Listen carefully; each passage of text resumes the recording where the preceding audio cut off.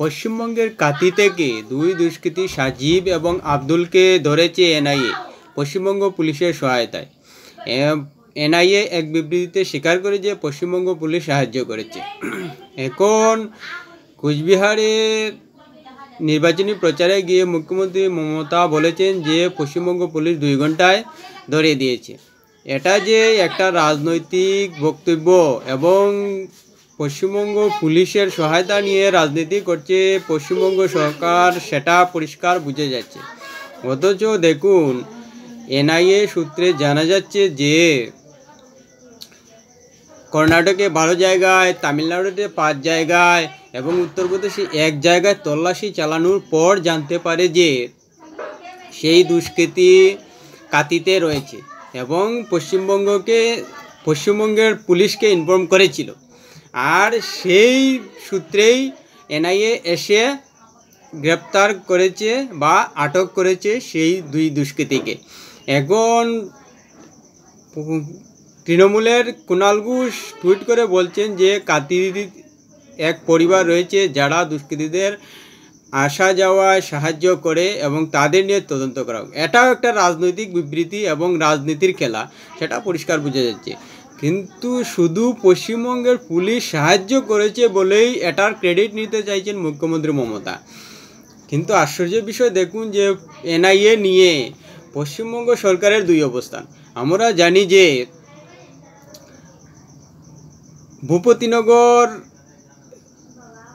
বিস্ফোরণের ঘটনায় কিছুদিন আগে এনআইএ গিয়েছিল এবং সেখানে এনআইএ হামলার শিকার হয়েছিল এবং এনআইএর বিরুদ্ধে শ্লীলতাহানির মামলা পর্যন্ত হয়েছে। এবং সেটাই যে পশ্চিমবঙ্গের সরকার রাজনীতি করছে সেটা মুখ্যমন্ত্রীর মন্তব্য থেকেই পরিষ্কার। মুখ্যমন্ত্রী বলেছিলেন যে ভূপতিনগরে মাঝরাতে গিয়ে তল্লাশি চালানোর নামে দলের এজেন্টকে ধরে আনলে মহিলারা কি শাখা পলা পড়ে বসে থাকবে?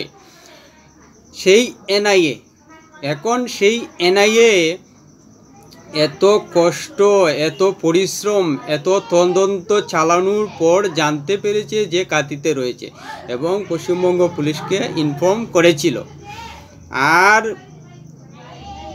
সেই বেঙ্গালুরু বিস্ফোরণ ঘটেছিল 1 মার্চ, আজ 12 এপ্রিল। এতদিন ধরে পশ্চিমবঙ্গ পুলিশ তাদের বা সেই দুষ্কৃতীদের ধরতে পারছে না। অথচ দেখুন যে 1 মার্চ থেকে আজ 12 এপ্রিল, প্রায় 1 মাস 12 দিন। সেই 1 মাস 12 দিনের মধ্যেই কাতিতে রয়েছিল সেই দুষ্কৃতী। অন্ততপক্ষে এনআইএ সূত্রে এটাই বলছে যে বিস্ফোরণের পরেই সেই দুষ্কৃতী সাজিব এবং আব্দুল চলে এসেছিল। কিন্তু এতদিন পর্যন্ত এনআইএ তদন্ত করে বেরও করতে পারেনি, ধরতেও পারেনি। কিন্তু এনআইএ সমস্ত তদন্ত করার পর নিশ্চিতভাবে জেনেছিল যে কাতিতে রয়েছে সেই দুষ্কৃতী এবং পশ্চিমবঙ্গ পুলিশের সাহায্যে, স্বাভাবিকভাবেই রাজ্যের পুলিশের সাহায্য নিয়েই তাদেরকে ধরতে হয় এবং ধরেছে। আর সেটার ক্রেডিট নিচ্ছেন মমতা, যেটা একান্তই হাস্যকর। কেননা সেই এনআইএর বিরুদ্ধেই কিন্তু মমতা খুব অগ্রে দিয়েছিলেন যে কেন্দ্রীয় তদন্ত সংস্থার সাহায্যে তার দলের এজেন্টকে গ্রেপ্তার করা হচ্ছে। অথচ সেই এনআইএ বেঙ্গালুরু বিস্ফোরণের অভিযুক্ত 2 দুষ্কৃতীকে ধরতে পশ্চিমবঙ্গ পুলিশের সাহায্য নেওয়ায় এখন ক্রেডিট নিচ্ছেন যে পশ্চিমবঙ্গ পুলিশ সাহায্য করেছে বলে। এনআইএ নিয়ে এই মুখ্যমন্ত্রীর 2 অবস্থান মানুষ ভালো করে বুঝতে পারছেন। কেননা ভূপতিনগর কাণ্ডে এনআইএর যাওয়ার বেশি দিন হয় না এবং সেসব ঘটনা মানুষের মধ্যে এখনও বিদ্যমান এবং জানা রয়েছে, মনে রয়েছে। আর এই এনআইএ যে বেঙ্গালুরু ঘটনায়ও ধরেছে সেটাও তো সদ্য লোকসভা নির্বাচনের আগে এবং 2টি ঘটনাই মানুষ মনে রাখছেন এবং তাজা থাকবে লোকসভা নির্বাচনের আগ পর্যন্ত। তাই এনআইএ কেন্দ্রীয় সংস্থা যে বিস্ফোরণের ঘটনায় এবং দেশের নিরাপত্তা নিয়ে একটা আত্মনিবেদিত সংস্থা, সে নিয়ে কোনো সন্দেহ হতে পারে না।